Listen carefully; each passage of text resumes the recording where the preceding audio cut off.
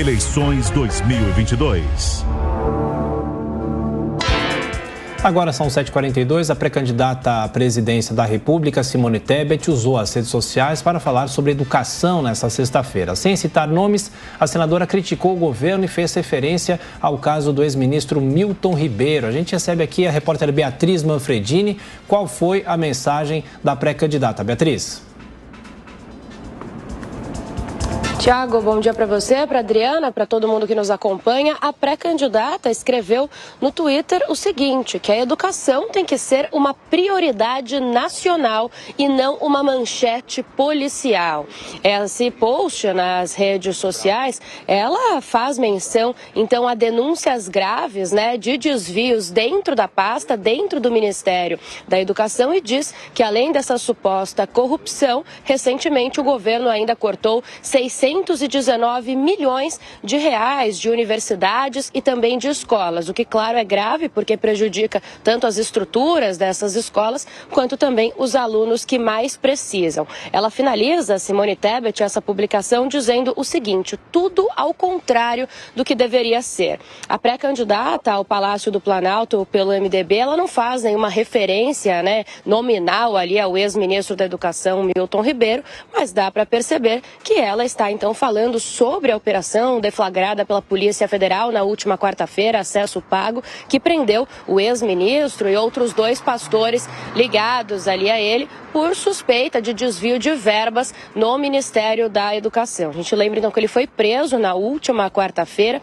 Na quinta-feira teve a prisão preventiva revogada e agora essa investigação da Polícia Federal está sendo enviada para o Supremo Tribunal Federal. Isso porque há um suposto envolvimento do atual presidente da República, Jair Bolsonaro. Tiago.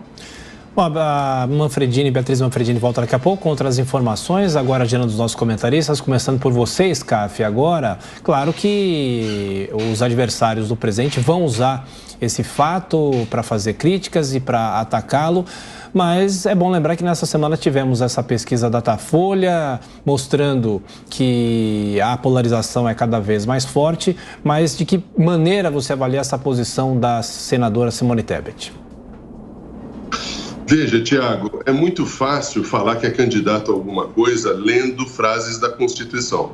Isso qualquer um de nós faz. É muito fácil dizer que a educação é isso ou aquilo. Para todos os governos, a educação é prioridade nacional. Precisa ver quais são os meios que isso são feitos. E todo mundo quer acertar, ninguém quer errar. Mas é engraçado, essa repetição de frases feitas, essa narrativa simples de falar o óbvio pelo óbvio, eu gostaria aqui de deixar um questionamento. Quando o governo do PT, que ela diz que vai apoiar no segundo turno, era página policial, ela tuitava dessa forma também? É isso que precisa ser perguntado. Por que você banca moralista, e todos nós queremos a moral na administração pública, só com relação a uma pessoa que, na verdade, não aconteceu ainda absolutamente nada?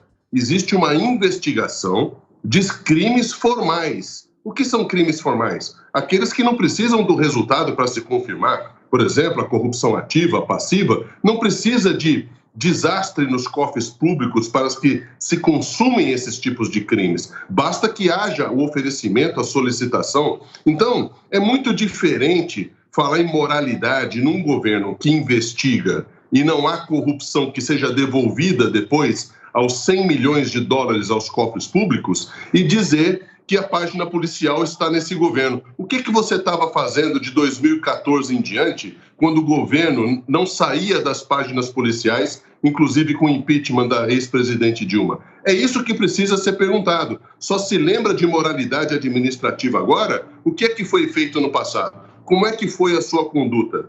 E é isso que fica essa pergunta no ar. Porque o governo hoje, quando o presidente Bolsonaro fala que não existe corrupção, obviamente que isso é um sentido generalista. Sempre vai haver a pequena corrupção. O Brasil é um país continental, de milhares de órgãos, de centenas de autarquias e dezenas de ministérios. É muito difícil você controlar todo mundo. Agora, existe Polícia Federal, Ministério Público, Controladoria Geral da União, Comissão de Ética. Tudo isso ajuda muito e é o que está sendo feito. Veja o caso do ministro Milton Ribeiro. ele mesmo se afastou do cargo e colaborou e mandou toda a documentação para a Controladoria Geral da União. E é assim que tem que ser feito.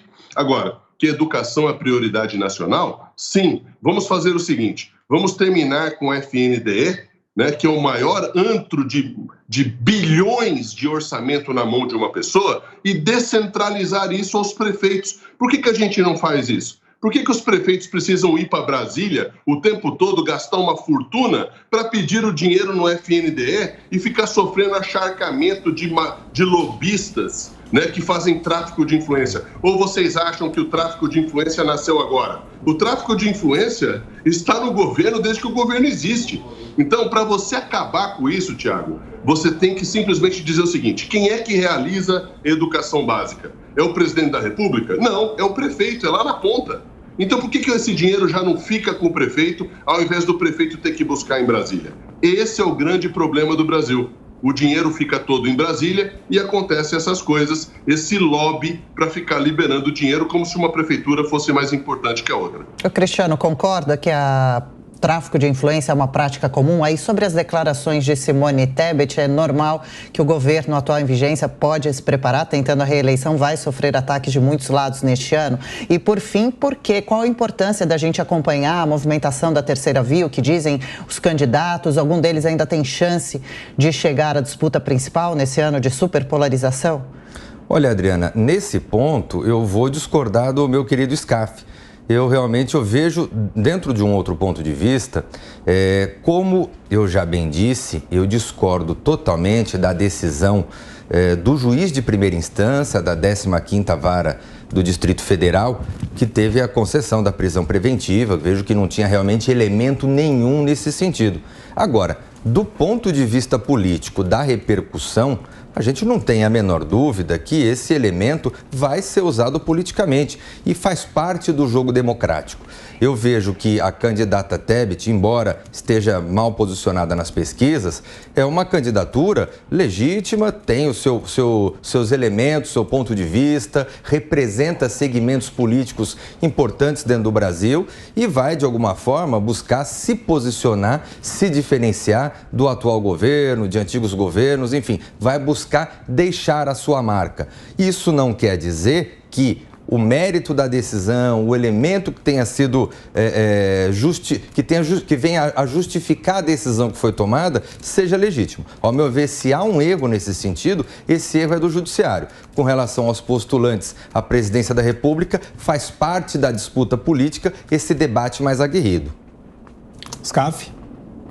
Olha, não tenha dúvida, cada pré-candidato pode falar aquilo que quiser, mas é muito interessante você ser pré-candidato e se já posicionar de acordo no segundo turno. Olha, eu sou contra todo mundo, eu sou a terceira via, mas se eu não for para o segundo turno, eu vou apoiar o Lula. Peraí, ou você é uma coisa ou você é outra. Você não pode deixar esse traço de imaturidade, infantilidade na política, como está mostrando a pré-candidata Simone Tebet, que pode, obviamente, discutir todos os temas nacionais. Afinal, ela foi uma ex-prefeita em 2004, agora ela é senadora, foi vice-governadora, não há problema algum. O problema é o posicionamento antagônico. Olha, eu sou a terceira via.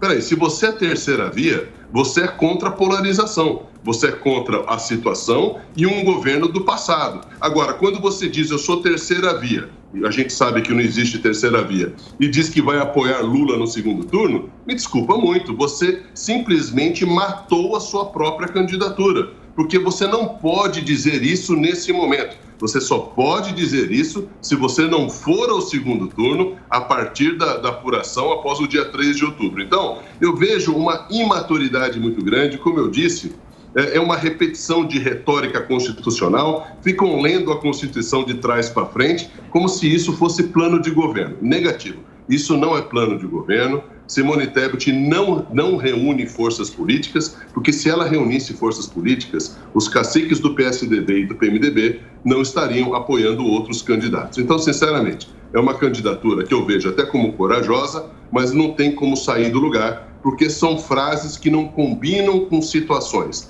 E é isso que a Simone vai ter que provar para ela mesma no decorrer da campanha. 7h52. Repita. 7h52.